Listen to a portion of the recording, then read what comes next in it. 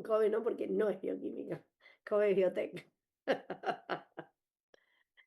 ¿Qué les hizo estudiar bioquímica? Vale decir, no sé, ya trabajaba en un laboratorio y quise tener el título de bioquímico, ¿no? Vale, todo vale. ¿Qué les hizo estudiar bioquímica? Uno, no sean tan Perdón, amargos. perdón, acabo de leer algo en el chat y no sé, perdón, Salvador, porque laburan 6 horas por día, ¿Quién dijo eso? no sé Bueno, no es dónde, nuestro caso, no es nuestro caso. claro, depende de lo que te dediques, capaz, pero bueno. Claro, bueno. No me hagan la tecnología del chat porque no llego. ¿Qué dice? ¿Dónde? ¿Cómo que no? Claro, va a cambiarse de cajera ahora. Capaz que Bueno. 6 horas, bueno, no, capaz que en algún lado sí. No, bueno, lo que pasa es que nosotros, bueno, yo soy bioquímica, pero no hago bioquímica clínica, hago investigación. Pero una de las cosas que me fascinó a mí para estudiar bioquímica, alguna otra cosa que no sea algo tan banal como lo que dijo Salvador, que igual se agradece la participación. ¿Nadie tiene una motivación, una vocación por Yo, estudiar en bioquímica? yo en mi caso estudié en la secundaria técnico-químico, ya ahí Ujú, tuve una entrada en la materia, digamos, ujú. y me llamó mucho la atención y por lo siguiente encontré esta universidad que tenía la carrera de bioquímica cerca de mi casa, así que acá estamos, ya en Bien. el cuarto año. Bueno, pero tenías un acercamiento a la química ya. Claro, Claramente te gustaba la química. A mí si había algo que me motivaba, era la tabla periódica. Yo tenía alucinación con la tabla periódica. Y tenía una profe que había sido, era química en la escuela, y la tipa hablaba de la estructura de la materia y de la tabla periódica. Y transmitía más allá, que es lo que nosotros pretendemos transmitirles ahora en estos cursos, esto de, ¿no? Cómo la vida es química, que va a ser el título de nuestro ciclo de ciencias de la salud. Cómo la vida es química, ¿no? Cómo se demostró que absolutamente todo lo que nosotros estudiamos bueno, en el caso de La Plata, introducción a la química, química general, química orgánica, todo lo que se ve en la mesada y todos los fenómenos que ocurren alrededor de la química in vitro, o sea, en la materia inanimada, son los mismos que rigen a los seres vivos, ¿no? Como la célula tiene las mismas, no las mismas, pero reacciones que se condicionan de la misma manera que lo que ocurre en la materia inanimada. Bueno, eso ahora para nosotros es una obviedad, ¿no? Es como decir, uy, y que haya descubierto América, profe, no, más vale que no descubrí América. Pero en la época de este señor Lavoisier, que fue uno de los primeros que hizo experimentación sobre materia viva, decir eso realmente le valió literalmente una persecución, ¿sí? Y le valió estar catalogado como un hereje, porque todo lo que tenía que ver con la vida estaba a cargo de quién en el 1700. ¿Quién dictaminaba la vida y esta llama de la vida? y Dios, Dios. ¿no? La iglesia, digamos. Dios, ¿no? Estaba el yugo de la iglesia sobre las espaldas de cualquier ser humano, ¿no? Y todo lo que estaba por fuera de eso era realmente una herejía. Eran épocas muy difíciles en las cuales tener un pensamiento crítico y o científico, ¿no? Era realmente rozar o coquetear con la muerte, que fue lo que en definitiva le terminó pasando a Lavoisier, ¿sí? Pero básicamente Lavoisier fue uno de los primeros que de alguna manera habló de esta antorcha de la vida que era la misma que en definitiva se quemaba en la materia inanimada, ¿sí? Y cómo esa antorcha de la vida se iba apagando a lo largo de los años en los seres vivos. Puntualmente, Lavoisier describió la respiración como una combustión, que de hecho es lo que es, ¿sí? Y hizo en su experimentación, logró avanzar respecto a análisis cuantitativos, o sea, más allá de la percepción que él podía tener respecto a que las reacciones que ocurrían dentro de la célula eran las mismas o tenían los mismos fundamentos que las que ocurrían fuera de la célula, empezó a experimentar y logró tener, digamos, resultados cuantitativos, obviamente a la escala de lo que él podía hacer en ese momento, que de alguna manera avanzaron respecto a esta hipótesis de que las reacciones que ocurrían dentro de la célula eran las mismas que ocurrían afuera. Bueno, sobre todo trabajó mucho con el mosto de uva, ¿no? Respecto a la producción de dióxido de carbono y alcohol. En definitiva, a partir de Lavoisier, de ahí para acá, ¿no? Todo fue fluyendo, ¿no? Respecto al estudio del metabolismo, que no es ni más ni menos que un conjunto de reacciones químicas que interaccionan entre sí. Entonces, más allá de la tabla periódica, para mí era alucinante pensar que en definitiva dentro de la célula lo que daba origen a la vida era la química, y es la química, ¿no? Que todas esas reacciones que ocurren, como uno las estudia en el laboratorio, en definitiva, sin que haya un titiritero que las coordine, logran algo tan espectacular como es que una célula tenga vida, ¿sí? Por suerte seguimos teniendo mil incógnitas respecto a eso, y eso hace que tanto Juli como yo, como otro montón de gente que se dedica a la ciencia, siga estudiando y siga avanzando en el conocimiento respecto a cómo se regulan, qué es lo que las condiciona, ¿no? Y cómo todo eso le da sentido a los seres vivos. En la época que nosotros nos empezamos a formar con Juli, bueno, yo antes que Juli, eh, estaba el boom de todo lo que tenía que ver con la genómica, ¿no? Nosotras hicimos nuestros posgrados en plena era del genoma humano, ¿no? Estaba todo el impulso de un montón de laboratorios puestos en poder dilucidar el genoma humano y completar toda la secuencia. Bueno, eso se logró. Y claramente después que se logró eso, se descubrió que eh, en definitiva tuvieron que volver. Obviamente se generó conocimiento y está buenísimo poder tener la secuencia de genes que codifican para todas las proteínas que se podrían expresar potencialmente en la célula. Pero ya se sabe, años después de haber concretado todo ese proyecto, que ahí no está la frutilla del postre. Que para poder seguir avanzando en curas alternativas para el cáncer se necesita saber más respecto a la regulación, respecto a cómo se expresan esos genes, respecto a cómo se regulan esas proteínas.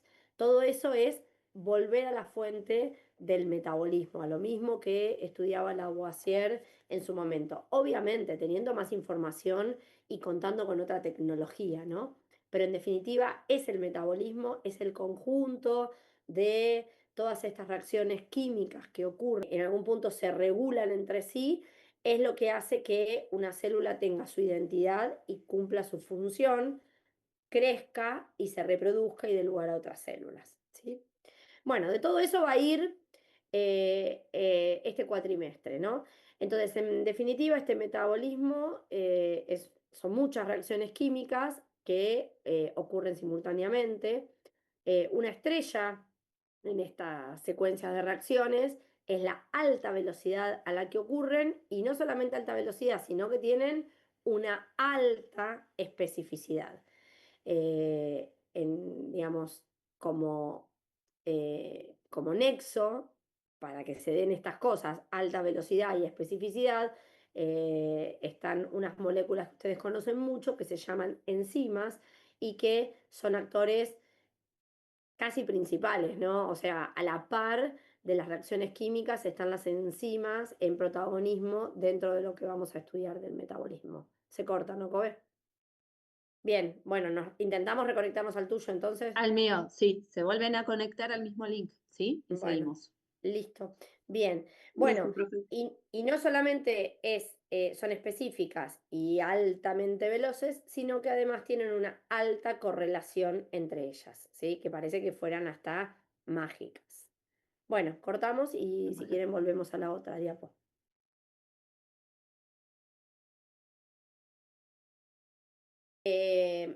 Además tienen una interdependencia y correlación funcional entre ellas. Todo eso es lo que ocurre, la descripción de lo que sería el metabolismo, ¿sí? Obviamente, una de las primeras cuestiones cuando se empezó a de alguna manera aceptar la idea que las reacciones que ocurrían dentro de la célula tenían el mismo fundamento físico-químico o las mismas propiedades físico-químicas que las que ocurrían fuera, bueno, empecemos a demostrar eso para realmente corroborar que esto que estamos viendo dentro de la célula es química, la misma química que tenemos en la mesada. Entonces, una herramienta muy potente que ustedes saben que existe para evaluar las transferencias energéticas en las reacciones es la termodinámica. Todos se acuerdan de sus clases de química en las cuales evaluaban reacciones químicas mediante funciones termodinámicas, ¿no? Que en definitiva registran o miden cómo son los cambios de energía entre solutos o sustratos y productos. Bien, para las reacciones que ocurren dentro de la célula, como ocurren a una presión y a una temperatura constante, sobre todo a una presión constante, la variación de temperatura casi es ínfima, se utilizan funciones de estado en función a esos condicionamientos. Entonces, la energía que mide el trabajo a presión constante es la energía libre de Gibbs, ¿sí? Que se define como función de estado en función de la entalpía y la entropía, ¿sí? ¿Se acuerdan lo que les estoy diciendo o no? ¿No? Sí, profe, sí, sí. ¿Sí? Bien, entonces, estoy hablando de que, eh, como pongo el delta, no tengo para poner delta, pero bueno, se los escribo. Delta G es igual a ¿qué? ¿Se acuerdan? A la variación de la Delta H, entalpía menos la temperatura por el delta de entropía. ¿Se acuerdan eso? Sí, sí. ¿Sí? Bien, entonces esa es la relación de de la cantidad de trabajo asociada a una transformación química. ¿Sí? Bien, vamos a eliminar lo que estuvimos escribiendo y seguimos adelante. Bien, asociado a esto también estaba que pudiésemos evaluar, ¿sí? Eh, cómo era esa reacción, digamos, en función de una variación de energía libre estándar. Podíamos calcular la variación de energía libre en la situación real. Entonces, a esa variación de energía libre estándar, definida como se las acabo de definir, se le sumaba un término que dependía de la concentración, en el caso de las reacciones, de productos sobre sustratos. Y eso terminaba dando, o sea, lo que el condicionamiento estándar de los compuestos que intervenían más la concentración en el momento en el cual se daba la reacción, terminaba dando la energía libre, ¿sí? Asociada al cambio, ¿no? Que en definitiva eso nos daba, si esa reacción avanzaba hacia los productos o no avanzaba hacia los productos. Dicho de otra manera, ¿no? Si el delta G cero, ¿no? Eso depende del logaritmo de Q. ¿Todos me siguen lo que estoy diciendo o estoy muy enredada? sí se entiende, profe. Bien, Profe. el logaritmo de Q, ¿se acuerdan que era la relación de productos sobre sustratos, concentraciones de sustratos, ¿no? Q podía tomar una forma particular, que era la K de equilibrio, si las concentraciones eran en el equilibrio, ¿se acuerdan?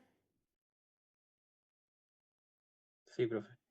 Y si las concentraciones eran en equilibrio, este delta G cero se hacía cero.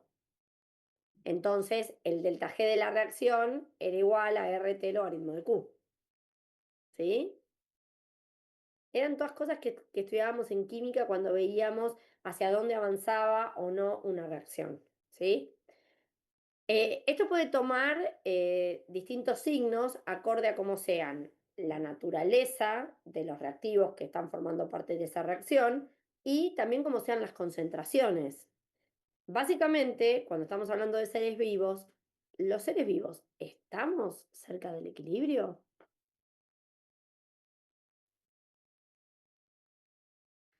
las reacciones nuestras están cerca del equilibrio? No, ¿no? No le suena, ¿no? Porque para que algo esté en equilibrio o para que una reacción química esté en equilibrio, ¿se acuerdan que tenía que estar en ciertas condiciones en las cuales los seres vivos, en general, ¿sí? Estamos alejados. ¿Por qué? ¿Cómo es un ser vivo? ¿Es un sistema abierto? ¿Es un sistema cerrado? ¿Cómo es la célula? No sé. Es un sistema abierto. Es un sistema abierto, ¿no? Porque si fuéramos un sistema cerrado y no tuviéramos interacción con el entorno, estaríamos caput, ¿sí? Entonces, es un sistema abierto que tiene interacción con el entorno y el logaritmo de Q nunca tiende a ser la constante de equilibrio, ¿no? Porque el día que llegamos al equilibrio es cuando estamos muertos. Para todas estas transformaciones en las cuales el delta G en la célula va a tener que ser siempre espontáneo, o sea que va a tener que ser siempre un proceso que vaya, ¿no?, hacia el sentido de los productos, ¿sí? O sea, un delta G 0' negativo sería lo ideal y una Q mayor a 1, ¿sí? O sea, que la concentración de los productos sea mayor a la concentración de los reactivos. Ahora bien, ahora bien, no necesariamente ahí puede haber varios juegos matemáticos. Lo que se requiere es que en los seres vivos este delta G sea menor a 0 para que el proceso sea espontáneo, ¿sí? Para que este delta G sea menor a 0 puede haber varias cosas, porque inclusive si este delta G' no es muy positivo y esto es bien negativo, ¿cómo va a dar eso? No me siguieron, ¿no? No lo saben. No, profe, yo no. Sí, sí, muy negativo. Negativo. Nada que ver. Negativo. Lo que quiero decir es que el delta G 0' es una constante, o sea, no es una constante, es el cálculo de la energía libre en función de concentraciones estándar de las sustancias que forman parte de la reacción. Muchas veces la reacción puede ser que no sea espontánea, pero que el término en el cual estén involucradas las concentraciones de los metabolitos en la realidad haga que, ¿sí?, ese delta G termine siendo negativo. Y eso igual vale dentro de la célula. Lo importante es que el proceso sea negativo, o sea, que el proceso sea espontáneo, que la variación de energía libre sea menor a 0, ¿sí? Para que esto ocurra, muchas veces intervienen en los procesos los que se conocen como nucleótidos modificados, ¿sí? Son compuestos que en general tienen varias fosforilaciones y lo que hacen es intervenir junto con los sustratos en una reacción, muchas veces siendo también sustrato, y en ese sentido, cuando son sustratos o cuando intervienen en la reacción, lo que hacen es invertir o poner en juego algún tipo de reacción que hace que se revierta o se genere la espontaneidad de la reacción global. Dicho de otra manera, ustedes van a ver, en este caso el ejemplo es el ATP, al ATP como la moneda energética de la célula. Es cierto que el ATP interviene en muchas reacciones y que la evolución ha querido que sea una de las moléculas más ampliamente distribuidas en la naturaleza para intervenir en diferentes tipos de reacciones a nivel celular, y eso ocurre gracias a que tiene 3 fosfatos unidos a este anillo de adenosina. Ay, perdón. A este anillo de adenosina, ¿sí? La hidrólisis de estos fosfatos tiene aparejada una energía de hidrólisis tal que puede ser invertida en las reacciones en las que participan, ¿sí?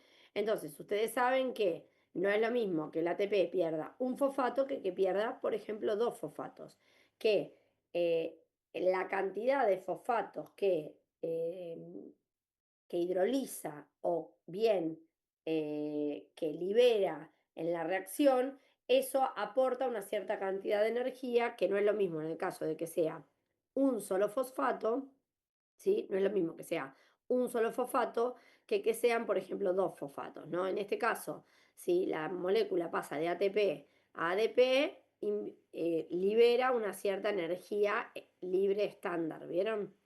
En cambio, si pasa de ATP a AMP, se libera un pirofosfato y tiene una energía libre estándar adicional, porque se ponen en juego dos enlaces de alta energía. Si a su vez, acoplado a esa reacción, está la hidrólisis del pirofosfato, que también es bien espontánea, aún hay más energía puesta en juego que tracciona hacia ese lugar a los compuestos. Se cree, de alguna manera, que el ATP es uno de los nucleótidos modificados más ampliamente distribuidos en la naturaleza en diferentes reacciones porque no tiene ni muy ni tan, digamos. No es uno de los compuestos de mayor energía ni de los de menor. Entonces, la hidrólisis de esos fosfatos queda intermedia, de tal manera de que vamos a discutir que hay algunas moléculas que pueden liberar o hidrolizar fosfatos y dárselos al ADP para formar ATP, y hay otras que toman los fosfatos del ATP. O sea que, de algún modo, ATP-ADP es un sistema que puede hidrolizar fosfatos o generar el enlace fosfodiéster para formar ATP, ¿sí? Su energética está a nivel de energía de hidrólisis intermedia entre compuestos que se conocen como alta energía de hidrólisis y baja energía de hidrólisis, ¿sí? ¿Se entiende? O sea, es la hipótesis de por qué es el más ampliamente distribuido, porque claramente el ATP es uno de los compuestos fosforilados que más intervienen en las reacciones bioquímicas, ¿sí? ¿Se entiende lo que quiero decir? Sí. O sea, no es que nosotros decidimos que fuese el ATP. El ATP está ahí y la evolución quiso que fuese el ATP. Cuando se estudian las beldades de la molécula de ATP, bueno, los químicos teóricos que dicen, bueno, el ATP tiene este superanillo en el cual no le pesa. Fíjense que tiene una estructura muy particular, en el sentido de que hay un super, o sea, tiene un anillo heterocíclico o un heterociclo en el cual tienen el anillo de adenosina unido al azúcar y a su vez eso con tres enlaces con tres enlaces fosfato de tal manera de que uno se puede hidrolizar y de a dos o se pueden hidrolizar dos juntos. Entonces eso le da ciertas características a la molécula que hace que, entre otras cosas, ¿no? Además de su energía de hidrólisis intermedia, sea la que la evolución ha seleccionado para hacerla más ampliamente distribuida. Bien, bueno, un poco más de lo mismo, ¿no? Solo que en este cuadro o en esta tabla lo que se muestra es un poco los números de lo que yo les dije en palabras, ¿no? Hay toda una serie de compuestos, ¿no? Fíjense que acá habría una serie de compuestos que son de energía de hidrólisis mayor a la del ATP. ¿Qué quiere decir? Que espontáneamente podrían, ¿no? Liberar o hidrolizar fosfatos en función de dar energía a otros compuestos y por otro lado hay otros que tienen menor energía y que podrían tomar los fosfatos del ATP, ¿sí? Cuando digo hidrolizar, para que se hidrolice un compuesto, ¿qué es lo que tiene que ocurrir dentro de la célula? Además de que la reacción sea espontánea.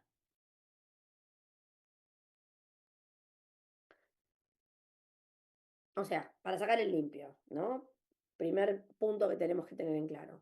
Todas las reacciones dentro de la célula ocurren de manera espontánea, ¿sí? Check, ¿está? Además, esas reacciones que ocurren de manera espontánea, ¿quién interviene para que esa reacción ocurra de manera espontánea? Para que ocurra de manera espontánea, no, miento. Para que ocurra en tiempo y forma y específicamente. Las Una enzimas. enzima.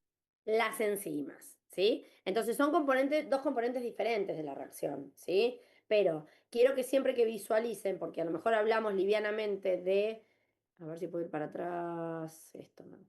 A lo mejor hablamos livianamente de hidrolizar el enlace fosfato, pero para hidrolizar ese enlace fosfato, ¿qué se requiere? La presencia de enzimas. La presencia de una enzima específica. Siempre, siempre. Toda reacción que genere o rompa un enlace covalente dentro de la célula es catalizada por una enzima. Toda, ¿sí? Las que son más espontáneas o menos espontáneas, ¿sí? Y todas a su vez son espontáneas. Con lo cual, si decimos que todas son espontáneas, cuando hagamos delta G igual a delta G0 más RT logaritmo de Q, para cualquier reacción que ocurra en la célula, ¿cómo debería darnos? Negativo. Negativo, ¿está bien? Pero otra vez, presten atención, no solo el aporte es del delta G0 estándar, sino que tenemos otro término que hace que esa reacción sea espontánea acorde a las concentraciones relativas de los metabolitos en el momento en el cual se está produciendo la reacción. ¿Hasta ahí vamos bien? ¿Sí? Bueno, entonces, ¿qué pasó? Cuando empezaron a estudiar las reacciones dentro de la célula y empezaron con todo este rollo de, bueno, demostremos que lo que está pasando dentro de la célula es lo mismo que ocurre fuera de la célula. ¿Está bien? Empezaron a tomar reacciones que son muy generales y dijeron, pero ¿cómo? Acá tenemos delta G ceros que no son espontáneos. O sea, la glucosa, en definitiva, en la célula da glucosa 6-fosfato, pero no es una reacción espontánea. El delta G0 estándar es 13,8 kilojoule por mol. Entonces, los cráneos, ¿qué pensaron? Bueno, en realidad, esta reacción está acoplada a la hidrólisis del ATP, ¿sí? Eso en los papeles, porque ahí uno que dice, como son dos reacciones independientes, ¿qué se pueden hacer con las funciones de estado? ¿Se acuerdan? ¿Cómo se llamaba este proceso mediante lo que tienen acá graficado? Tomar una reacción, sumarla y generar una reacción resultante. ¿Nunca lo hicieron en química? Cuando tenían secuencias de La ley reacciones. de Hess no era profe. Bien, muy bien. ¿Eso lo aprendiste conmigo? No, me acuerdo de Química 2.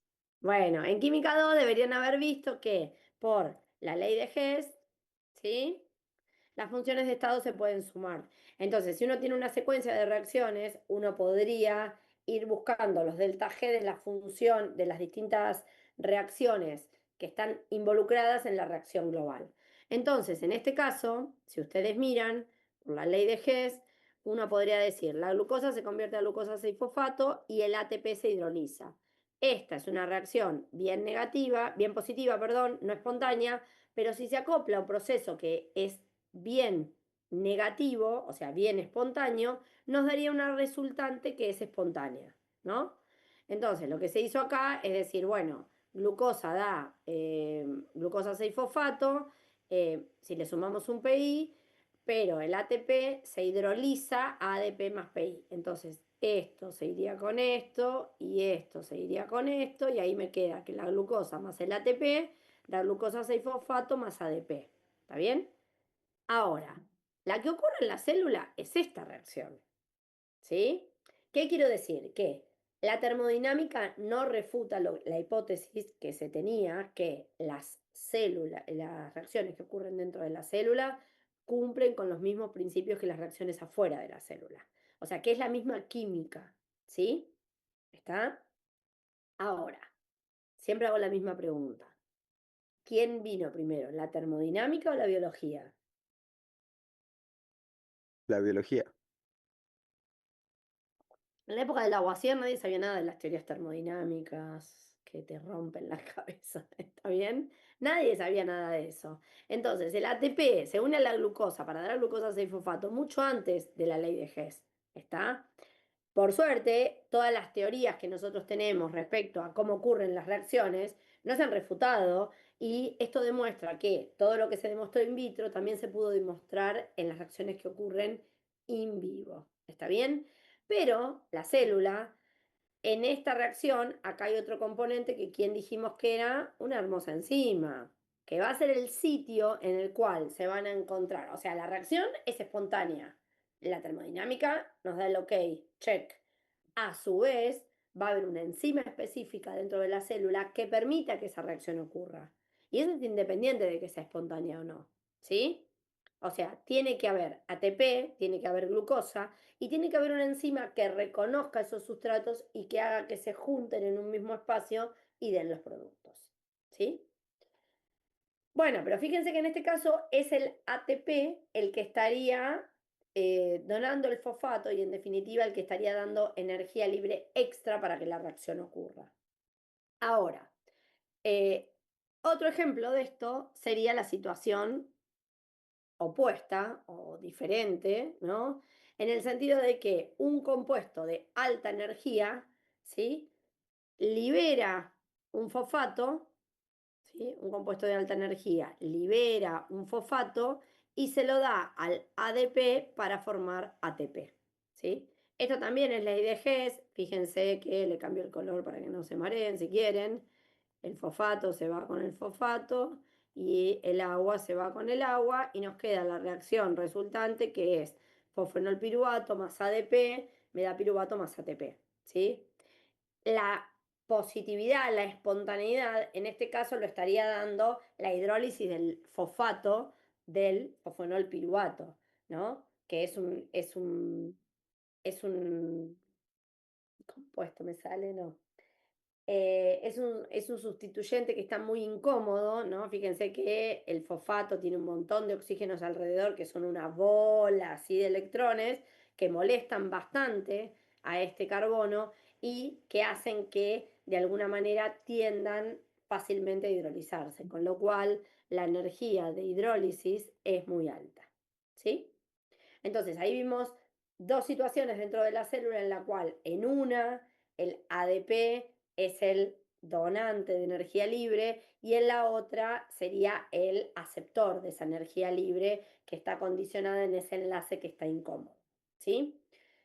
Para los papeles, otra vez volvemos a lo mismo, la reacción que ocurre en la célula es la reacción global y hay una enzima específica que se va a encargar que, más allá de que la reacción sea espontánea en las condiciones en las que se está evaluando, esa reacción ocurra, porque esa reacción requiere de un espacio específico en la cual los dos sustratos se reconozcan y puedan dar los productos.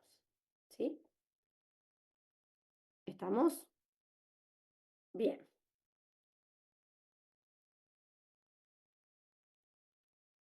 Otra de las características, además de esto de que, digamos, haya reacciones independientes o reacciones sumatorias que, en definitiva, terminen convergiendo a una única reacción que sea espontánea. Eh, Otro punto que ocurre dentro del metabolismo es esta situación de los flujos a través de las secuencias de reacciones que se dan en el metabolismo, ¿sí? Eh, las reacciones son reacciones en ambos sentidos, ¿sí? Y lo que se ha visto en las secuencias metabólicas es lo que se conoce como ciclos de sustrato. Las reacciones ocurren digamos, hacia el lado de los productos y hacia el lado de los reactivos. Lo que pasa es que eso en general no se da en la misma medida. Y la ventaja que tienen las situaciones metabólicas y de que una reacción esté como eh, eh, enlazada con la otra, es que a medida que una de las vías aumenta, la vía contraria va a disminuir. Entonces, si la conversión, no sé, si 100 moléculas se convierten de A a B, B se convertirá en A en una tasa un poco inferior, ¿sí? Pero ¿de qué manera se puede aumentar la conversión de A a B? Seguramente si B se convertiría en otra molécula, ¿sí? Esa, digamos, esa disponibilidad de B en volver a convertirse a es menor, ¿sí? Eso es a lo que llamamos flujo a través de una vía de reacciones. Entonces, si A se convierte en B, pero B, alguien en vez de dejar que se convierta en A, la convierte en C, se aumenta el flujo hacia la formación de B. ¿Todos ven eso? ¿Sí?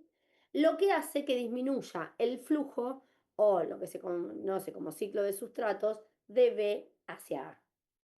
¿Sí? ¿Se entiende? Ese es un poco el chiste de que las reacciones en el metabolismo también estén interrelacionadas, o sea, que B no solo sea producto de la conversión de A, sino que sea sustrato de la conversión de C.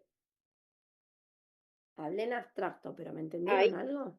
ahí Sí, mejor, profe. Tenés ¿Ahí ahora se una explicación. entendió? ¿Sí? Sí, Entonces, profe. eso de algún modo, la atracción de B garantiza que la proporción de B que vuelve a ser A sea cada vez más pequeña. ¿Sí? Lo vamos a ir discutiendo a lo largo de distintas rutas metabólicas, pero bueno, es como para que tengan un pantallazo de todo. Otro de los conceptos que necesitamos trabajar un poco en metabolismo es esto de que las células vivas mantienen un estado estacionario dinámico, ¿sí? Eh, no es el equilibrio, es un estado estacionario que parece que la célula estuviese en equilibrio, pero no está en equilibrio, ¿sí? Y fíjense que esto a nivel molecular significa que para cada ruta metabólica, tal cual dice ahí, el sustrato es provisto por la reacción precedente a la misma velocidad en que es convertido en producto. Un poco lo que dijimos anteriormente. Entonces, la reacción precedente provee de sustrato, ¿sí? Y a su vez ese sustrato termina siendo producto de la que sigue.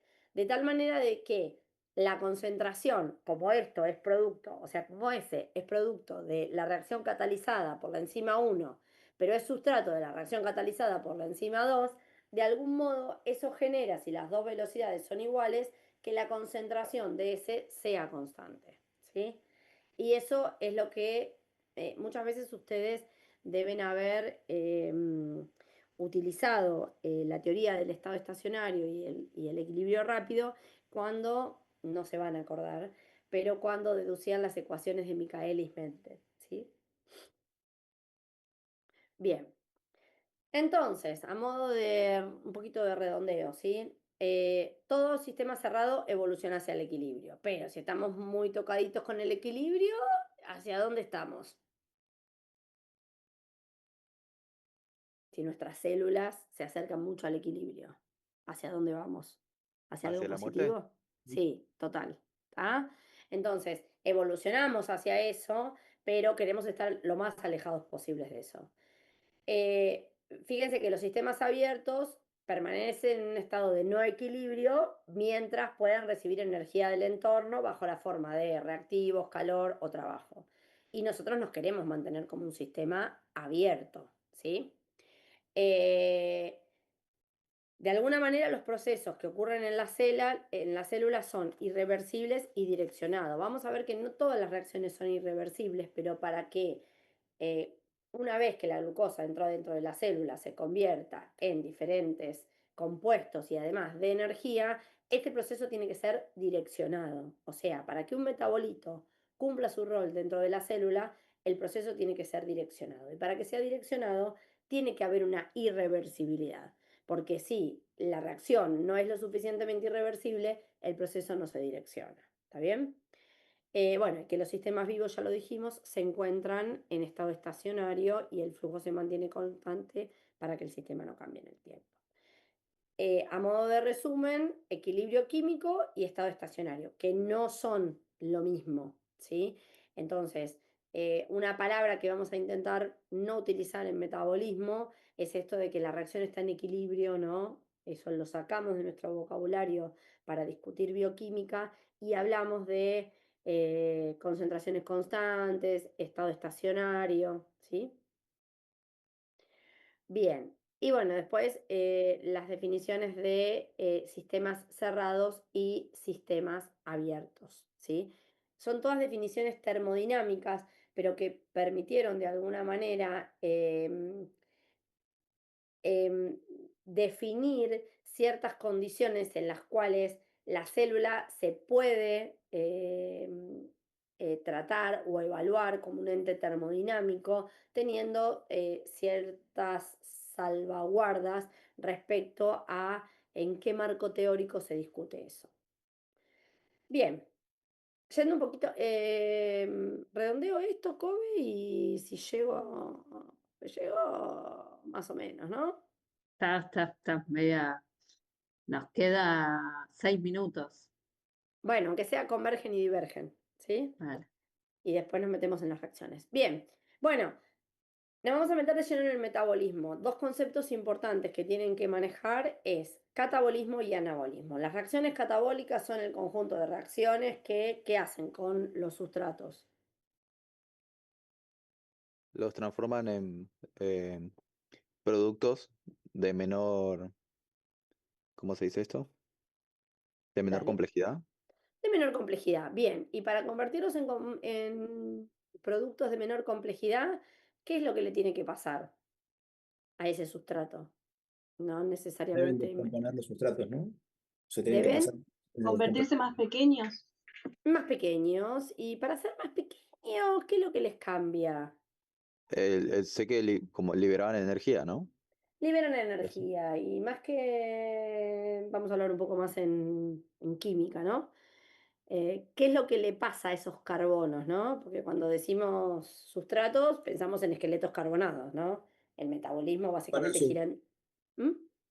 sufren reacciones de descomposición, ¿no? En las que se cortan los enlaces covalentes, por ejemplo, entre otras Por cosas. ejemplo, sí, pero vamos a ver a lo largo de todo el metabolismo que básicamente eh, tenemos algunos factores que tenemos que identificar, ¿sí?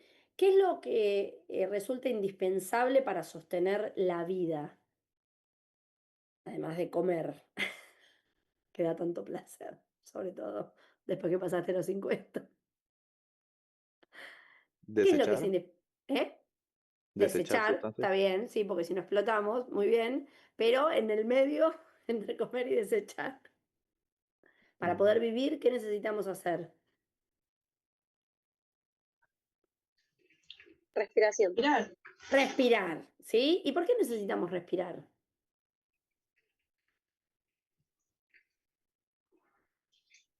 Porque supongo que el oxígeno interviene en estas reacciones de metabolismo, ¿no? El oxígeno interviene en estas reacciones metabólicas, ¿sí?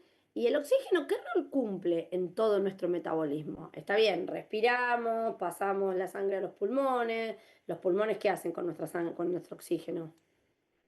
Pasamos la sangre por los pulmones y todo mezclado, ¿no? Hacen un intercambio con Hacen dióxido un de carbono. intercambio y vamos, que fluya. El intercambio alveolo capilar, de, Bien, ¿para qué? que saca dióxido de carbono, bueno, saca, como no sé si está desecho. bien, como desecho hacia los pulmones y Ujú. permite el ingreso de oxígeno ¿A dónde? a la sangre. A la sangre. ¿Y la sangre? Por el sistema circulatorio lo lleva a los diversos tejidos del cuerpo, ¿no? Bien, o sea que en definitiva, ¿el oxígeno dónde termina? En los En todos tejidos, los en las órganos. células. Exactamente, en cada una de las células que forman parte de cada uno de los órganos de nuestro cuerpo. ¿Está bien? ¿Y para qué la sangre le lleva oxígeno a esas células?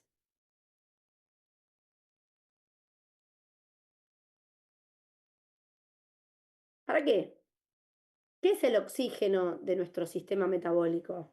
Algo les debe sonar, chicos. Todos cursaron He biología. intentado decir que para reacciones de oxidación, pero también sabemos que Sí, está bien influye. para reacciones de oxidación, pero ¿en qué lugar interviene? En la respiración, profe. Es el En la último res- aceptor de electrones. es el último aceptor de electrones de la respiración celular, ¿sí? O sea que en una punta tenemos al oxígeno, que es el último aceptor de electrones, entonces, ¿qué le va a pasar a ese oxígeno si es el último aceptor de electrones?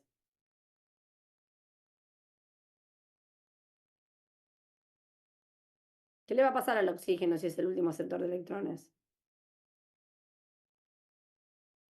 Se va a reducir, ¿no? Es un agente oxidante. Bien, porque es el último aceptor de electrones, muy bien. ¿Y a qué se reducirá ese oxígeno si es el último? Lo que le pasaba a las moléculas orgánicas a lo largo de cada uno de estos procesos.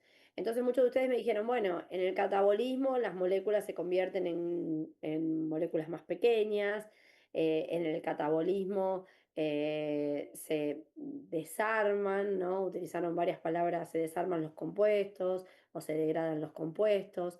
Bueno, básicamente a lo largo del catabolismo lo que ocurre es que los compuestos se oxidan. Y siempre que ocurre una oxidación, ¿qué es lo que le ocurre al compuesto? A una molécula cuando se oxida, ¿qué es lo que le ocurre? Pierde Gana electrones. electrones. Cuando se oxida, Al revés. pierde electrones, ¿no? Pierde electrones. Bueno, entonces, si alguien se oxida en una reacción química, ¿solamente eso ocurre? Y la reducción de otro compuesto. Bien, cuando alguien se oxida, alguien sí o sí se tiene que reducir. Con lo cual, ¿no? Pueden haber reacciones que sean de óxido-reducción a expensas de otro compuesto que se reduzca, pero en el metabolismo lo que suele ocurrir es que la energía de enlace puesta en juego en estos compuestos que se oxidan a sus formas más pequeñas o a sus productos más pequeños, se invierte en generar la reducción de lo que se conocen como transportadores electrónicos y o se sintetiza ATP como consecuencia de esa oxidación, ¿sí? Entonces, la energía de enlace a lo largo del catabolismo que está en los carbohidratos, las grasas o las proteínas, ¿sí? Todos esos compuestos van a su forma más oxidada y más pequeña, a su expresión mínima, entonces fíjense que todo converge a dióxido de carbono, agua y amonio, y en ese transcurrir hay transportadores electrónicos que pasan de su forma, si se fijan, de su forma oxidada, ¿no? De su forma oxidada a su forma reducida. Y la ganancia en energía es la síntesis de ATP. Ahora bien, en ese mismo sentido, en las secuencias de reacciones anabólicas, a partir de precursores moleculares o de moléculas precursoras que no necesariamente tienen que ser a escala molecular, sino que pueden ser compuestos, se sintetiza toda la diversidad, ¿no? A través de conjuntos de reacciones llamadas anabólicas, se sintetiza toda la diversidad de moléculas que se requieren para dar entidad a la célula, o sea, para que la célula funcione, desde proteínas, polisacáridos, lípidos, ácidos nucleicos. ¿Sí? Entonces, de algún modo, el catabolismo va a converger a moléculas muy pequeñas, mientras que el anabolismo va a diverger a toda la variedad de moléculas y macromoléculas que se requieran para formar la célula. En el eje entre catabolismo y anabolismo, lo que se produce en el catabolismo, poder reductor y ATP, y lo que se consume en el anabolismo, que son esas mismas moléculas. Bien, conceptualmente, entonces, fíjense que el conjunto de las reacciones catabólicas convergen algunos pocos compuestos y de ahí se diverge a toda la variedad de compuestos que forman parte del anabolismo. Em, Otra propiedad que tiene el metabolismo es que en esa búsqueda o en esa secuencia de reacciones en las cuales, por ejemplo, la glucosa se convierte en dióxido de carbono, las reacciones no ocurren como podrían ocurrir dentro de un sistema adiabático en el cual no se intercambia energía con el entorno, sino que en lugar de ocurrir en una sola etapa y que la energía se disipe, nunca hicieron, no hicieron el calorímetro no hicieron ninguna, con Laurita Villata no hicieron ninguna experimentación termodinámica, como por ejemplo la oxidación de la glucosa, ¿no? ¿No? ¿Cómo por ahí lo hice? No, no me acuerdo. ¿Cómo es el...? Utilizar un calorímetro que es como un termo en el cual ustedes generan algún tipo de reacción y evalúan la energía que se libera de esa reacción. ¿No lo hicieron? Ah, me Con- suena haberlo visto, ¿eh? Que Bueno, era en un Sí, envase de me helado o algo suena. así, ¿no? sí, tal cual. Bueno, eso es un envase adiabático que sería como si fuese un termo, ¿no? Algo que no intercambia energía con el ambiente y que nos permite evaluar mediante en general un termómetro por la variación de temperatura la energía puesta en juego en forma de calor. Si la célula combustionase la glucosa en un solo paso, lo más probable es que esa energía fuera tal y tan grande que la célula no tuviese mecanismos para poder retener esa energía, ¿se entiende? Entonces, ¿qué es lo que la evolución fue seleccionando? Bueno, la evolución lo que ha querido es que los procesos metabólicos sean en diferentes etapas, en general muchas más de las que se darían si uno tuviese que generar la misma reacción in vitro, ¿sí? Entonces, en la célula, la glucosa, a través de muchísimos pasos pasa dióxido de carbono más agua, pero esos saltos energéticos, o sea, esas pequeñas oxidaciones de la glucosa, se dan de manera pequeña.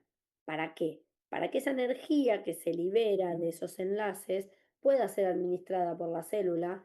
¿Y cómo la administra la célula? Convirtiendo esa energía en otros compuestos. O sea que los saltos energéticos son pequeños y no solo son pequeños, sino que interconvierte esa energía para generar otros enlaces que puedan ser aprovechados por la célula. ¿Sí? Esa es a priori la estrategia metabólica. En esta secuencia de reacciones metabólicas, digamos, se ha demostrado que los compuestos se pueden ir convirtiendo a lo largo de distintas como figuras, ¿no?, de rutas metabólicas. Entonces, en ese sentido, hay rutas que son lineales, hay rutas que son ramificadas, hay rutas que son cíclicas, hay rutas que son espiraladas, ¿sí? Pero lo que se vio es que a pesar de que hay distintas secuencias de reacciones, en general el catabolismo, o sea, la oxidación de los compuestos, converge a unos pocos compuestos, mientras que el anabolismo, como dijimos, diverge a una amplia variedad de compuestos que dan lugar a la célula. Esperen que me tomo otro mate, así no me ahogo. Y vamos a hablar un poquito de lo que vamos a discutir a lo largo del curso. Bueno, como verán, esta primera presentación es muy, pero muy general, ¿sí? Muy general es, bueno, vamos a tratar este tema, vamos a tratar este otro, catabolismo, anabolismo, inclusive son conceptos que ustedes de alguna manera deberían tener en su subconsciente. No sé si les resulta un vocabulario como muy inentendible o hasta el momento nos pueden seguir. Por ahora se sigue, profe. Por Sí, ahora sí, se puede sigue. seguir. Bueno, perfecto. Entonces están en condiciones de agarrar un libro y empezar a leer. Rapidísimo.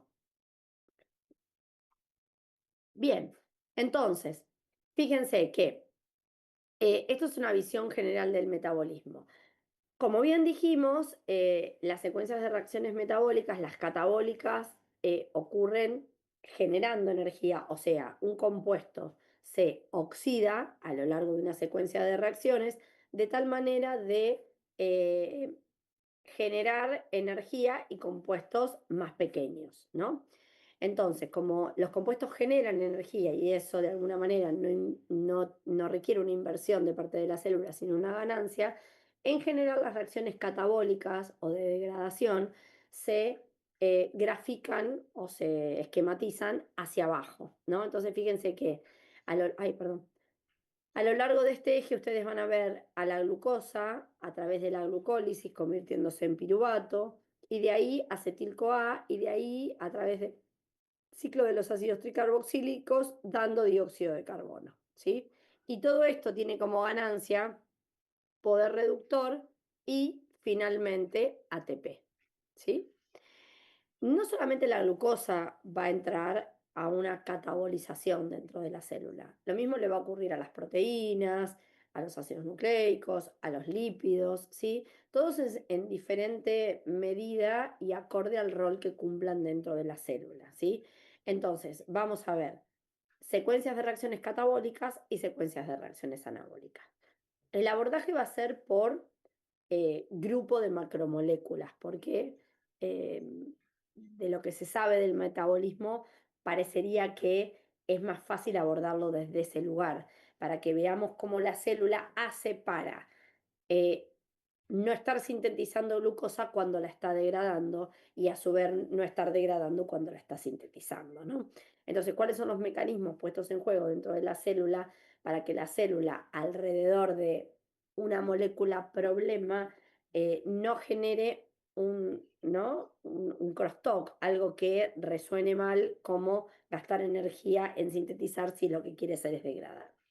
Entonces, en general, lo que hacemos es abordar primero toda la primera parte de carbohidratos, que van a ver que vamos a discutir degradación y síntesis de glucosa, y a su vez, después vamos a seguir avanzando en la degradación completa de la glucosa a dióxido de carbono y cómo eso se encuentra acoplado a la cadena transportadora de electrones y a la síntesis de ATP, ¿sí? Después de toda esa primera parte de hidratos de carbono, que nos va a llevar bastante y hasta llegar a cadena, en general lo que hacemos es de la cadena transportadora de electrones evaluar otra cadena que es la fotosintética, ¿sí? Entonces vamos a discutir cómo algunos organismos tienen la capacidad de, a partir del dióxido de carbono y con la energía de la luz, sintetizar hidratos de carbono, ¿sí? Y en la segunda parte de la materia ya nos metemos más en todo lo que tiene que ver con lípidos, que es un gran mundo, y vamos a abordar los lípidos sobre todo desde el punto de vista de los compuestos de reserva, que son los triacilgliceroles.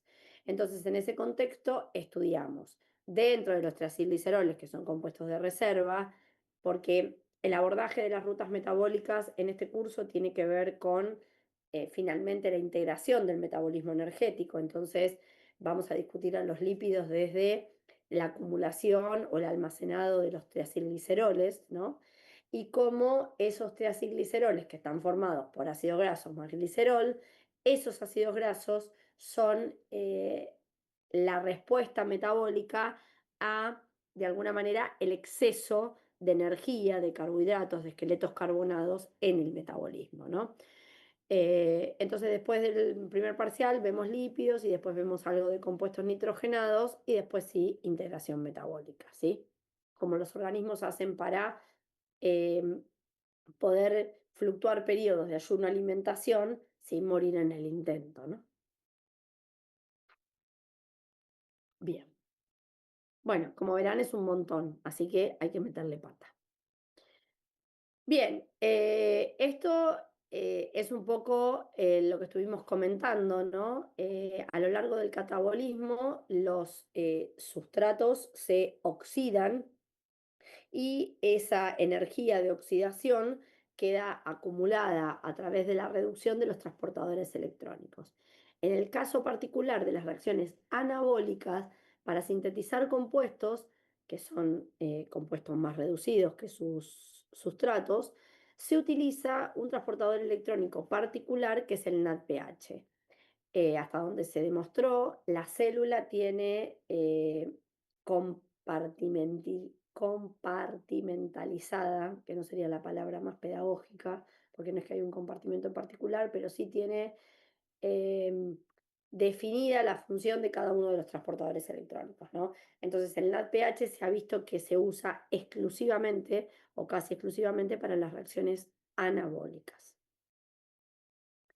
Bien, entonces, volvemos a hacer un pequeño resumen, ¿sí? Hay una variedad de rutas con intermediarios comunes. Dijimos que las reacciones ocurrían por etapas. Las rutas, dijimos que de alguna manera tenían una cierta irreversibilidad que va a garantizar que cada una de las rutas tenga una dirección, ¿sí? En ese sentido, como las rutas son conjuntos de reacciones químicas, en esa secuencia de reacciones siempre va a haber una reacción que va a ser la claramente irreversible. ¿Qué implica que sea claramente irreversible? Que tenga un delta G bien negativo y bastante más grande que el resto de las reacciones que forman parte de la vía. De tal manera de que ese sea el punto comprometido en la velocidad de la reacción. Pero la naturaleza ha querido que justamente esa reacción que tiene un delta G bien negativo, o sea que compromete la irreversibilidad del paso, ¿no? Porque si A se convierte en B a través de una reacción que tiene un cierto delta G bien negativo, a B le va a costar volver a formar A. ¿Se entiende? ¿Se entendió ese razonamiento? Sí, profe. Bien. Sí. Entonces, pero hay algo más maravilloso en la naturaleza aún, que en esos puntos, ¿cómo son las enzimas que catalizan esas reacciones con un delta G bien negativo dentro de la célula? ¿Qué característica particular tendrán? ¿Qué les parece? ¿Qué tipo de enzimas conocen? Esto de que tienen cooperativismo y alosterismo, Exactamente, conocen enzimas que tienen una cinética de qué tipo. La más común, ¿cuál es? ¿Se acuerdan? Bien, hay enzimas que tienen una cinética micaeliana, ¿no? ¿Se acuerdan que estaban descritas como, y yo no sé, acá se me complica con la pizarra, Kobe, ¿cómo era esto? No había una pizarrita para que yo pudiera escribir, ¿no? Bueno, y si no la dibujo acá mismo, a ver, acá mismo. ¿Se acuerdan que había enzimas que tenían una cinética micaeliana? El verde no es el color mejor, ¿no? Claro, por ahí si No, uso un azul o algo más oscuro. ahí está. ¿Se acuerdan que había enzimas que tenían esta cinética? ¿Sí? Esto es una típica enzima micaeliana que describe una cinética hiperbólica. ¿Quién está acá abajo? O sea, este gráfico es qué versus qué. ¿Se acuerdan?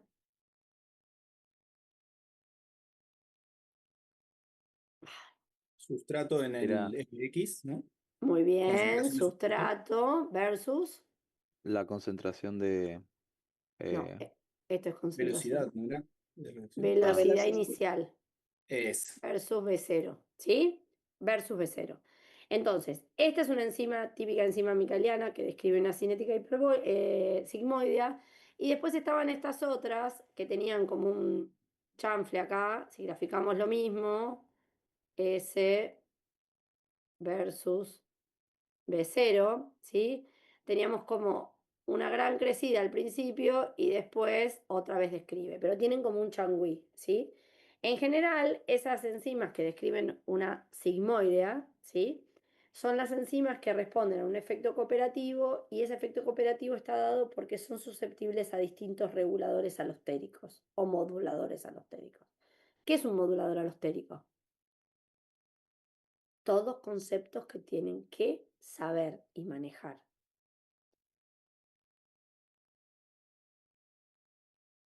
ese será la sustancia que se une al sitio activo, no al No, sitio activo de la enzima, sino a otro sitio que termina regulando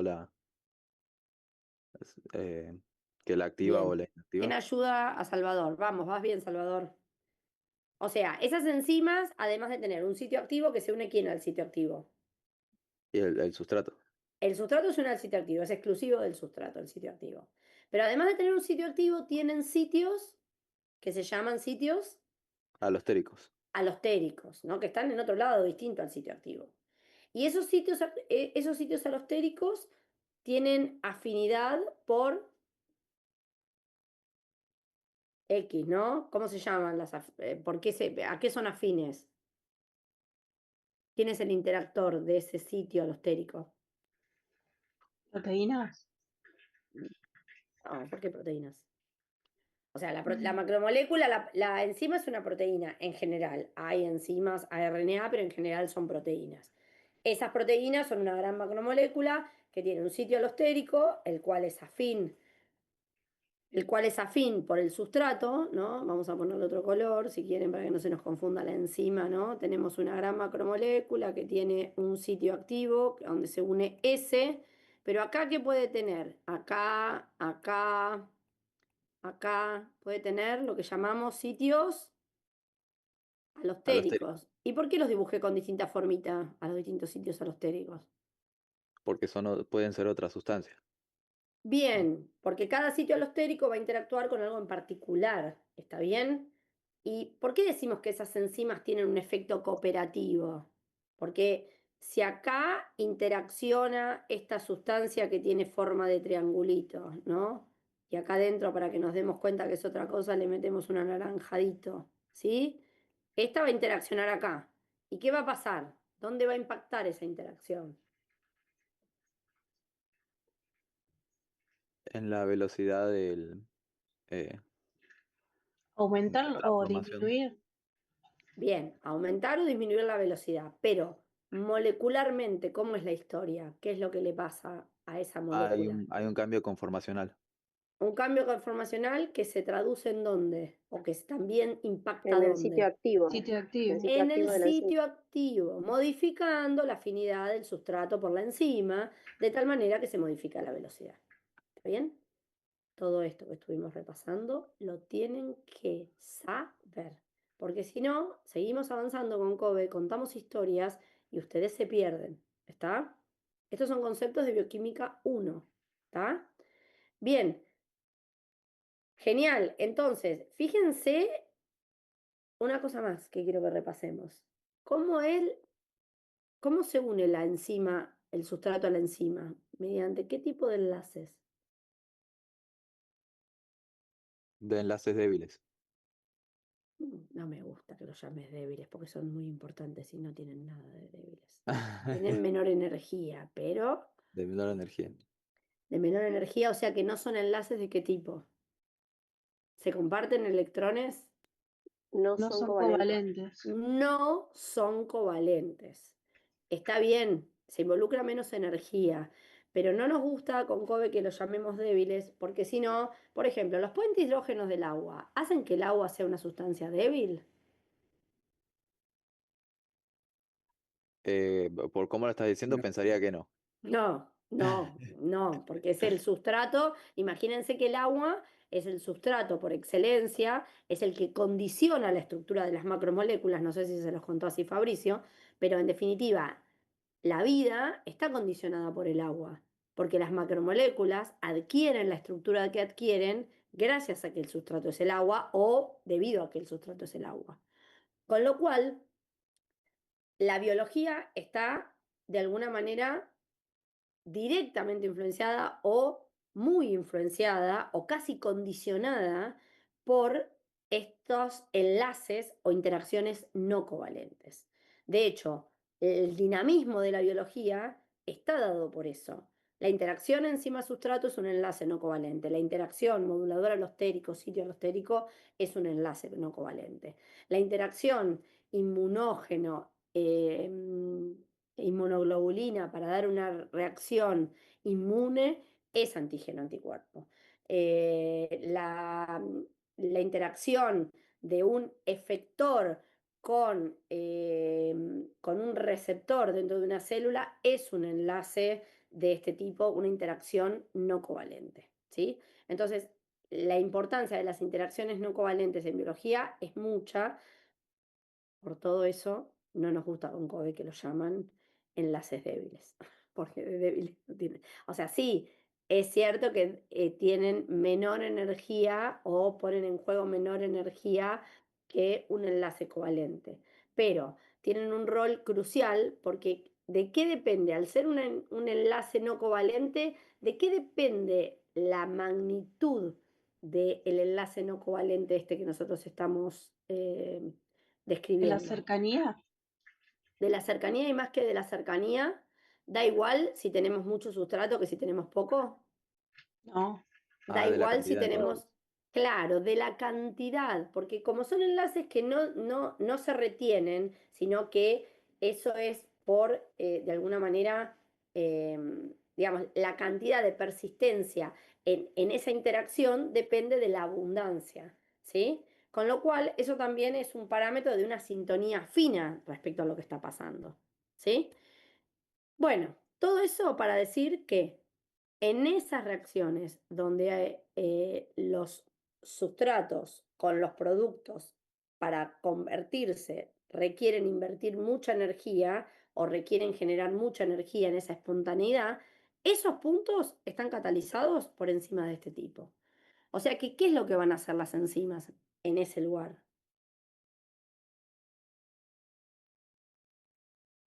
Hay un enano que mueve una palanca para que los metabolitos pasen a través de esa reacción, ¿o no? No, no entiendo cómo un enano. Claro, hay algo dentro de la célula piensa, hay alguien que mueve una palanca on-off y le dice a la glucosa, vos vas a glucólisis o vos vas a generar glucógeno. No, sí, entiendo. Le da el entorno en el sitio activo para que esa reacción se vea favorecida o O sea, facilitada. recuerden que el citosol se parece más a un denso guiso de lenteja lleno de chorizo colorado, panceta y demás, que a una sopa sosa, ¿sí? Las moléculas están muy pegadas. ¿Habrán escuchado en Bioquímica 1? ¿Hablaron algo de Crowdy molecular? No. Bueno, las moléculas están muy pegadas y tienen que estar muy pegadas porque necesitan reaccionar. Entonces, para que las reacciones ocurran, los compuestos tienen que estar cerca, ¿sí? Pero en esa maraña tienen que estar cerca, pero no amontonados, o sea, digo, no revueltos, ¿no? Porque la glucosa es la glucosa y la glucosa tiene que reaccionar para catabolizarse a través de la glucólisis. Ahora, ¿cómo esa glucosa decide a dónde ir? Es una cuestión de azar, ¿sí? Pero en ese azar va a encontrar una enzima que esté activa o no esté activa. ¿Y quién va a decidir si está activa o no está activa? El entorno. Porque en ciertos lugares claves se expresan estas enzimas que pueden sensar la cantidad relativa de metabolitos que hay a su alrededor. Y si activan esa vía o no la activan. ¿Se lo imaginan? Porque más que entenderlo, se lo tienen que imaginar. Sí, profe, sí se entiende. ¿Sí? ¿Se entiende? Hablamos un poco del tema, no sé si va por ese lado, en biología celular y molecular, que a veces la presencia de un sustrato como la glucosa en altas cantidades puede ser un factor de transcripción que produzca más enzimas para la glucólisis, por ejemplo, en este caso, ¿no? Por ejemplo, por ejemplo. Sí, sí. Bueno. Bien. Bueno, además de todo esto, en eucariotas tenemos otro nivel de organización, ¿no? Que es la compartimentalización, que de alguna manera también genera otro obstáculo u otro sí, un escollo para sortear o ordena un poco más las reacciones, ¿sí? Pero la idea es que podamos ver cómo la célula, sin tener alguien que piense, a pura química, puede controlar que cuando se está degradando glucosa no se esté sintetizando glucosa y cuando se está degradando glucógeno no se esté sintetizando glucógeno y lo mismo para todos los compuestos que son de interés, ¿sí? Eso sin tener a alguien que piense por ella. A pura química. ¿Sí? Ojalá cuando terminen bioquímica 2 y alguien les pregunte por qué estudiaron bioquímica, digan porque esto es fascinante. Porque esto es fascinante. Porque la vida es química. Entonces, todo lo que ocurre en la célula está gobernado por la química y eh, con todo lo que nosotros sabemos y lo que hemos ido estudiando durante todos estos años, se puede explicar, obviamente, ¿no? Con números, con diferentes grados de complejidad, pero con todos los conceptos que ustedes manejan pueden entender cómo la célula puede llevar adelante un rol, una función, solo en respuesta a la expresión génica y la abundancia de los metabolitos dentro de ese citosol. ¿Sí? Debe ser el día, Kobe, que me tiene así como muy filosófica. Bien, Te iba a bueno, decir, estás como muy... Sí. avanzamos. Bueno, cosas que tienen que repasar, ¿sí? Quedan 5 minutos, Ju, ¿eh? Bueno, pero rapidito, rapidito, rapidito, rapidito y cualquier cosa hacemos break. En esa escala de cómo regular las reacciones, ¿no? Estas enzimas que, digamos, hay distintos tipos de enzimas. Dijimos que estaban las micaelianas y todas son necesarias, ¿eh? No es que las micaelianas son descartables, son necesarias. Pero lo primero que va a, de alguna manera, condicionar la velocidad de la reacción es la concentración de sustrato, ya lo dijimos. A más sustrato, mayor velocidad. Después vamos a discutir, ¿no? En qué rango de sustrato, funcionan las enzimas en la célula y demás, pero básicamente, a mayor concentración de sustrato, mayor velocidad. Ese es el primer punto de regulación. Pero sobre estas enzimas que tienen un efecto cooperativo y que son susceptibles a moduladores alostéricos, esas enzimas expresan diferentes sitios alostéricos que van a influir sobre la velocidad de catálisis, ¿sí? Eso es otro nivel de regulación acorde al entorno, ¿sí? Pero ¿qué pasa? Puede haber mecanismos que traigan órdenes de afuera. O sea, en un sistema pluricelular, multiorgánico, como por ejemplo un organismo superior, ¿no? Un animal, una planta, hay que interconectar, hay que tener diálogo con otros tejidos porque cada tejido va a tener su función. Entonces, en ese sentido, hay sistemas de comunicación entre células que le dicen, vos que sos hígado, hace esto, mientras que vos que sos tejido adiposo, hace esto otro. ¿Y cómo hacen las células puertas adentro para ejecutar? Bueno, mediante lo que se conoce, y vamos a discutir en un momento, un mecanismo de traducción de señales que le da la orden. Se pone en juego una cascada de señalización que termina en un cambio covalente sobre una enzima blanco. En este ejemplo que ponemos acá hablamos de fosforilación, porque son los cambios covalentes que van a ejecutar las dos hormonas que nosotros vamos a discutir en alimentación y ayuno, que son insulina y glucagón, a modo de ejemplo. Pero hay otros cambios covalentes que pueden sufrir las enzimas blancos. Recuerden que si hay una reacción covalente, tiene que haber qué para que esa reacción o ese enlace covalente se forme o se desarme. Energía. ¿Oxígeno? No, para que un Transferencia de enlace... electrones. Sí, pero para que ese enlace se forme, ¿qué tiene que haber? ¿Quién ¿Enzimas? enzimas? Las reacciones en la célula, ocurren espontáneamente y con la intervención de una catálisis enzimática. Siempre, toda reacción. Por eso cuando hablamos de interacciones no covalentes, ahí no se necesitan enzimas. Y eso es mucho más dinámico. ¿Se entiende? Sí. Sí. O sea, la interacción enzima-sustrato es una interacción, no hay un enlace. Entonces no necesito una enzima que lo genere o que lo rompa. Eso se genera por insistencia, ¿no? Llega a un sustrato, recorre, encuentra o no, ¿sí? En cambio, para que una molécula se fosforile, tiene que haber un radical o una zona que sea susceptible a la fosforilación. En general es un aminoácido parte. ¿Habrá algunos que no se dieron cuenta que estamos en otro link? Kobe no Puede podía ser entrar. que Ya compartí en el grupo de WhatsApp, profe, el enlace yo. Bueno, listo, Una chica se entonces. tenía que ir al médico, avisó. Bueno, el que ¿qué avisa no grupo de traiciona. WhatsApp hay? ¿Pueden pasar el link después? Sí, lo Lo pasó. pasaron al chat, fíjate si está. El No, chat. está en el otro. Ahora lo volvemos a pasar. Bueno, entonces, fíjense, todo esto es muy general, pero habla de los mecanismos que vamos a discutir más oxidado en la química orgánica, ¿está? Digamos, entonces esas cosas repásenlas, ¿sí? Entonces, reacciones de oxidorreducción, un poco ya estuvimos hablando, síntesis y ruptura de enlaces, eliminaciones, isomeraciones y reordenamiento, transferencias de grupos y reacciones con radicales libres. Eso es un poco el gran espectro. Obviamente son todas las reacciones orgánicas, ¿sí? No pretendemos que se pongan a estudiar la transformación, sustitución de McLafferty o el ataque nucleofílico o electrofílico y los detalles de cada uno de los mecanismos de orgánica, porque no es un curso de orgánica. Pero hay cosas básicas, las mismas básicas que voy a hablar yo, porque claramente yo no soy química orgánica.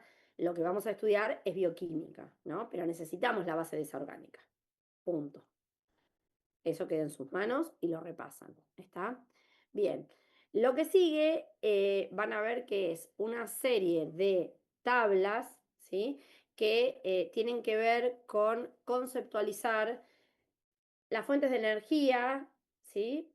Las fuentes de carbono, los dadores electrónicos y los aceptores electrónicos, ¿sí? Que ustedes puedan de alguna manera visualizar esos conceptos, que a lo mejor no los deben haber visto mucho en biología.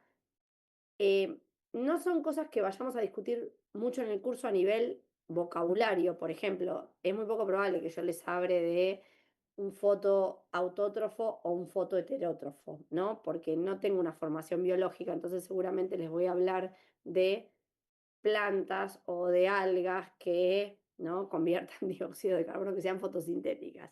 Pero son conceptos que tienen que saber, como por ejemplo que nosotros somos, ¿no?, quimiautótrofos o heterótrofos directamente, ¿sí? O sea, nuestra fuente de energía son los compuestos orgánicos y nuestra fuente de carbono también son los compuestos orgánicos, ¿sí? A diferencia de otros organismos. Pero bueno, son definiciones que está bueno que conozcan, ¿no? Si es que no las conocen. Bien, bueno, en ese mismo sentido, ¿qué fuente de energía conocen, ¿no? Como por ejemplo, nosotros somos quimiótrofos, o sea que sacamos la energía de la oxidación de compuestos, mientras que otro tipo de organismos, como por ejemplo las plantas, son fotótrofos. Pero son fotótrofos, pero a la vez, bajo ciertas circunstancias, van a ver que sacan la energía, también pueden ser quimiótrofos, ¿sí? Esas son las cuestiones que estaría bueno que repasen. Bueno, otro cuadro para poder describir también una situación similar respecto de qué compuestos pueden oxidarse para generar energía, ¿sí? Recuerden que la bioquímica no mata la química. Entonces, si nosotros hablamos, por ejemplo, de un último aceptor de electrones, ¿podrá ser un último aceptor de electrones un compuesto que no pueda reducirse?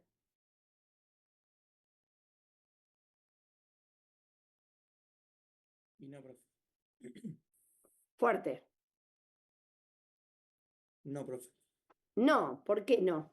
Porque ¿qué tiene que poder un último aceptor de electrones?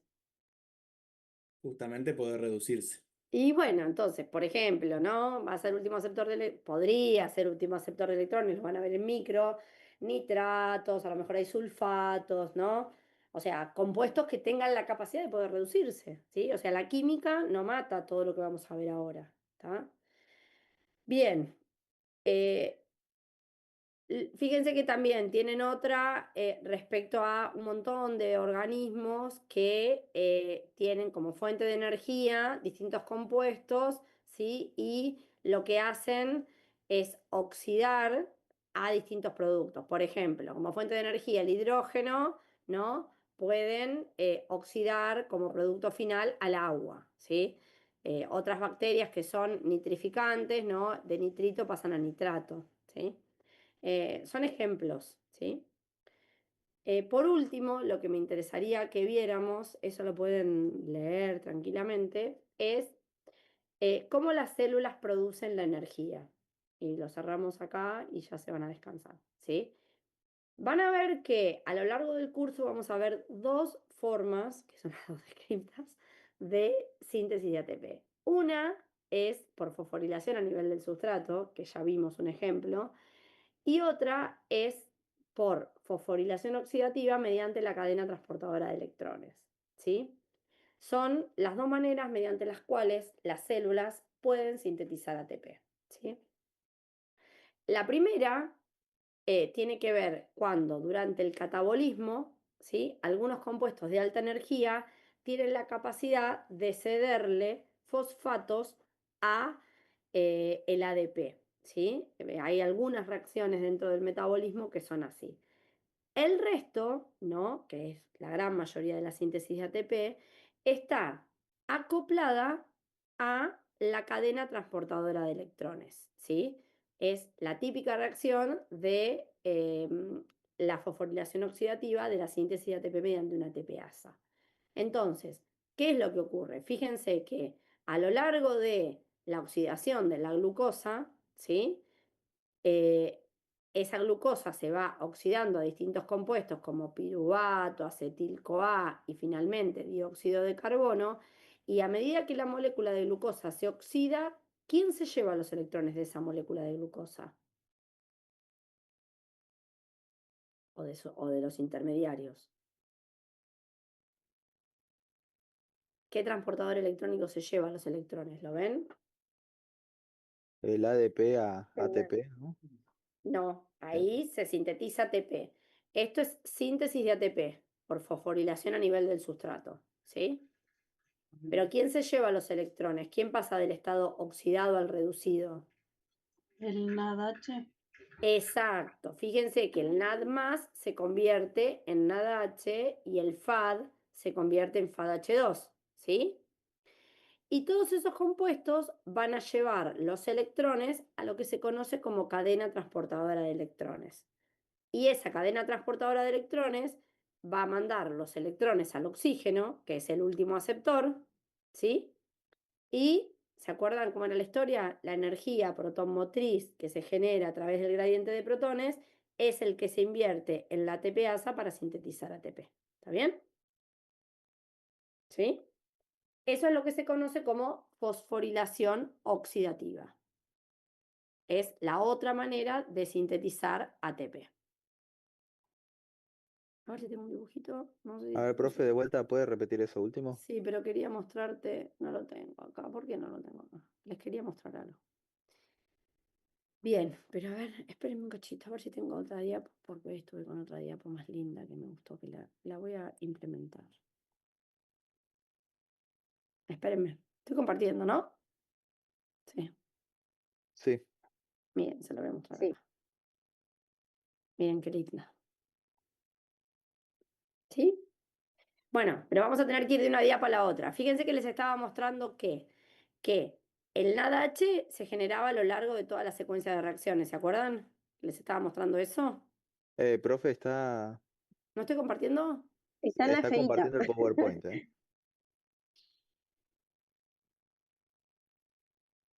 Ahora estoy en la lindita, bueno, va. ¿Ahí? ¿La ven? Todavía no, pero está cargando algo. Ahora sí. Sí. Bien. Bueno, fíjense que, ¿qué les conté? La glucosa se oxidaba a todos compuestos intermedios. Y a medida que la glucosa se iba oxidando, ¿qué se generaba? Dijimos, Poder reductor. porque como la glucosa se oxida, ¿quién se reduce? El NAD, ¿qué decían? ¿Sí? El NAD se convierte en NADH. Pero fíjense que si el NAD se convierte en NADH, en algún momento se deja de oxidar la glucosa. Entonces tiene que haber alguien que regenere ese NAD para que la glucosa se pueda seguir oxidando. ¿Sí? ¿Estamos de acuerdo? Sí. Entonces, finalmente el NAD lleva los electrones a lo que se conoce como cadena transportadora de electrones. ¿Está bien? Entonces, el NAD se convierte en NAD+. Y vamos a ver que hay una secuencia de reacciones en las cuales los electrones terminan ¿en dónde? En el oxígeno, que va a dar agua. ¿Está bien? Alguien se tiene que inmolar en esta.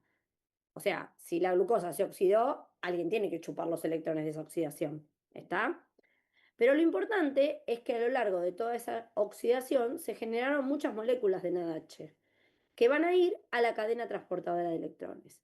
Y a medida que los electrones pasen a través de la cadena, el pasaje de los electrones conlleva un bombeo de protones hacia un espacio intermembrana que genera una fuerza protonmotriz que es disipada por una ATPasa para dar ATP.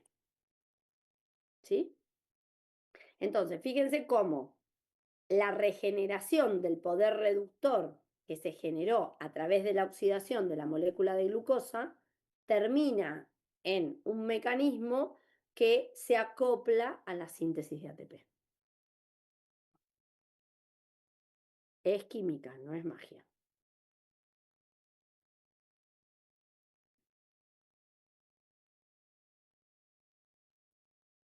¿Están ahí?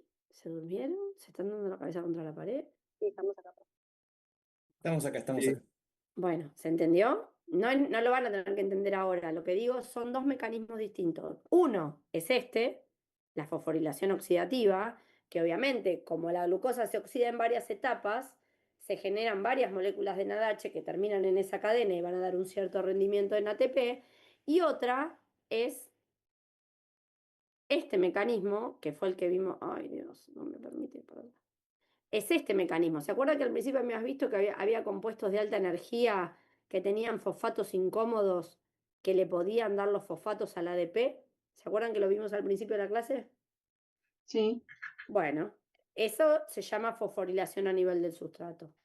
Y los transportadores electrónicos que se generan a través de la oxidación de distintos compuestos en rutas metabólicas terminan en la cadena transportadora de electrones para dar ATP a través de la fosforilación oxidativa. Las dos formas de generar ATP muchas veces se entrelazan, digo se entrelazan. Un mismo compuesto como la glucosa puede dar algunas moléculas de ATP por fosforilación a nivel del sustrato y otra por fosforilación oxidativa. ¿Sí? Acá en este gráfico están las dos. No. ¿En qué gráfico? En este no. Ah, En este entonces gráfico hay no. una sola. No. No. Lo que ocurre, voy a cambiar de diapositiva, es que a lo largo de la glucólisis, a lo largo de la oxidación de la glucosa, una reacción es por fosforilación a nivel del sustrato, que sería la que está acá. ¿Me siguen viendo la diapo? Sí, sí, Esta generación de ATP es por fosforilación a nivel del sustrato. Y el sí. resto, todos estos NADHs, van a ir a la cadena y van Ah, a la dar ATP por fosforilación fosforilación oxidativa. oxidativa. Ahí está. Ahora fue profe Nani. ¿Sí? Sí, ahí sí. Bien. Igual, profe, se entiende bien cuando vemos glucólisis. Cuando Se va vemos a paso entender por cuando paso, veamos ahí se va a rever. glucólisis. Sí, lo van a le estás Sí, a mí dando. todavía no me termina de cerrar la Claro, que es por del eso sustrato lo sí, sino la comento. otra. En Estaba igual. general, cadena no les termina de cerrar casi cuando aprueban la cursa, así que imagínate, quédate tranquilo. Bien, quédate tranquilo. Bueno, no sé si estoy compartiendo otra diapo, ¿no? Bueno, en las diapos que tienen ustedes está todo eso y posteriormente van a tener otro mecanismo de generación de ATP, porque fíjense que todo esto termina en teniendo como último aceptor de electrones el oxígeno. Si el último aceptor de electrones es el oxígeno o hay otras moléculas como últimas aceptoras de electrones, quiere decir que esa célula de alguna manera respira, puede tener respiración aerobia o respiración anaerobia. Pero lo importante es que si hay respiración, puede generar ATP por fosforilación a nivel del sustrato. Sin embargo, aún así, si no pudiese respirar, esa célula puede seguir generando ATP y lo puede hacer mediante un mecanismo llamado fermentación. ¿Sí? No todas las células pueden fermentar, pero la fermentación, ¿en qué consiste? Fíjense que la respiración, está bien, acopla la síntesis de ATP. Pero la primera reacción que yo les mostré, ¿qué era lo que ocurría cuando el NADH le tiraba los electrones a la cadena? ¿En qué se convertía? En nada más. En NAD+, porque le tiró los electrones a la cadena y la cadena ve qué hace con los electrones, ¿sí? Esa conversión de NAD+ permite que el NAD+ pueda volver al ruedo y pueda seguir oxidando compuestos. ¿Se entiende? Porque para oxidar cualquier compuesto necesito que haya un transportador electrónico que se lleve los electrones que yo estoy perdiendo. ¿Sí? ¿A eso se refiere, profe, cuando dice recuperamos el poder reductor? Cuando decimos recuperamos el poder reductor. ¿Sí? O sea, se necesita regenerar el NAD+ para poder seguir metabolizando. ¿Sí? Por eso las células tienen Claro. que respirar, tienen que tener una cadena activa. Para que haya una cadena activa tiene que haber transportador electrónico, perdón, último aceptor de electrones que chupe los electrones. ¿Está?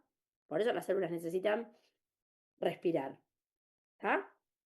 Algunas no necesitan respirar, porque mediante una enzima que convierte un producto oxidado en algo reducido, regeneran el poder reductor. ¿Sí? Entonces, fíjense que ese proceso se llama fermentación, que le deben haber escuchado, porque deben haber escuchado hablar de la fermentación de la cerveza, ¿no? ¿Sí? Todos conocen la Sí. fermentación. La fermentación del pan, ¿no? Es un proceso ampliamente estudiado porque está muy vinculado a procesos que son muy domésticos, ¿está bien? Entonces, fíjense, en la fermentación, ¿qué es lo que ocurre? Algunos organismos, como por ejemplo Saccharomyces cerevisiae, tiene enzimas ¿para qué? Para el piruvato, que es un producto intermedio de la glucólisis, ¿sí? Es un producto oxidado, porque la glucosa, fíjense que pasó a piruvato y el NAD+ se convirtió en NADH. O sea que si el NAD+ se convirtió en NADH, la glucosa se oxidó. ¿Sí? ¿O no? Sí. ¿Sí? Sí. Bien. Ahora, hay organismos que expresan diferentes enzimas que pueden convertir este piruvato en un producto que esté reducido. ¿Para qué se quiere un producto reducido? Y bueno, para que el NAD+ reaparezca. Entonces, si el piruvato se reduce a un producto que después vemos qué hacemos con ese producto, la célula después ve qué hace, ¿sí? El NAD+ puede volver a ser sustrato y seguir oxidando glucosa, ¿sí? Entonces, fíjense que se da como un ciclo. El poder reductor que se generó en esa primera reacción para dar piruvato se consume en la reducción al producto intermedio, ¿sí? Y este se vuelve a utilizar para oxidar a la glucosa. ¿Lo ven? En este Sí. caso, no hay último aceptor que muere. Cuando hay respiración celular, alguien tiene que pagar por ese metabolismo. En el caso nuestro, el oxígeno, ¿sí? ¿Se entiende? En cambio acá, eso se recicla. Obvio, nos queda piruvato sin convertir en dióxido de carbono, queda como lactato. Después ve la célula que hace con ese lactato, ¿sí? Pero es una manera de zafar al no tener aceptor final de electrones, al no tener respiración activa, ¿sí? Obvio, no todas Esto las células dijimos lo en tienen. la fermentación, Esto es fermentación láctica. que no necesita oxígeno. No necesita oxígeno. ¿Cuáles son las únicas células de nuestro organismo que pueden hacer fermentación?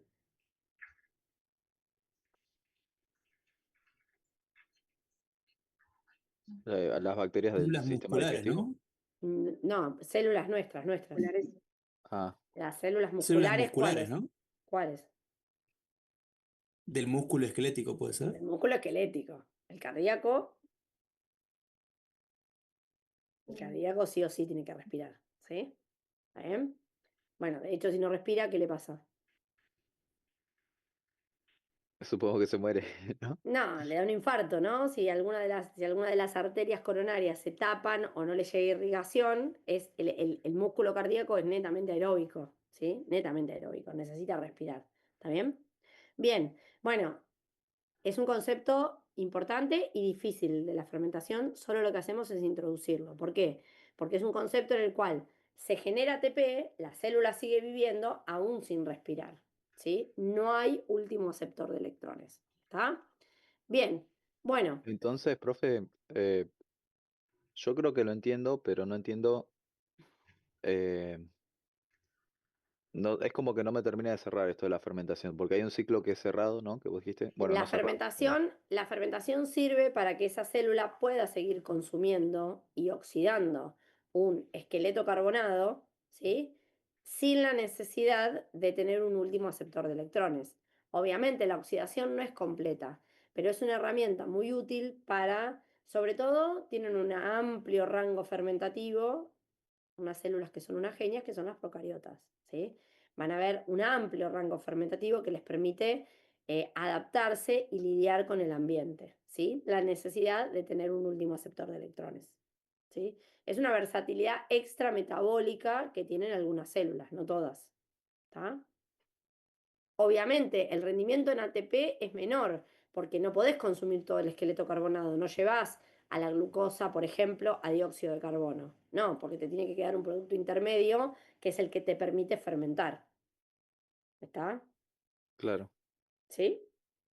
sí. Pero bueno, vamos a ver, después vamos a ver que son tan versátiles que inclusive muchas veces utilizan ese producto intermedio para excretarlo, para acidificar el ambiente, para después volver a consumirlo, ¿sí? Hay un amplio rango de estrategias evolutivas que hicieron que utilicen los productos de la fermentación, las procariotas, ¿no? Bien, bueno, cerramos, así se van a descansar aunque sea 10 minutos. Profe, ¿le puedo hacer una consultita cortita? Sí.